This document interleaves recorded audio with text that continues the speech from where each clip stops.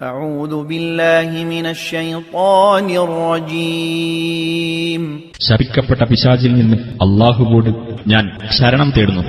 وما كنتم تستترون أن يشهد عليكم سمعكم ولا أبصاركم ولا جلودكم ولكن ظننتم أن الله لا يعلم كثيرا مما تعملون.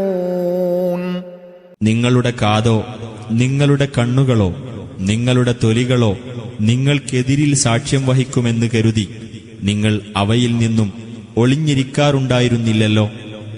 എന്നാൽ നിങ്ങൾ വിചാരിച്ചത് നിങ്ങൾ പ്രവർത്തിക്കുന്നതിൽ മിക്കതും അല്ലാഹു അറിയില്ലെന്നാണ്.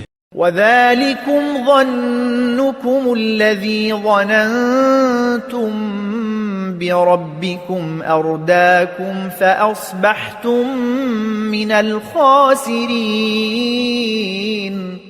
അതത്രേ നിങ്ങളുടെ രക്ഷിതാവിനെപ്പറ്റി നിങ്ങൾ ധരിച്ചുവെച്ച ധാരണ.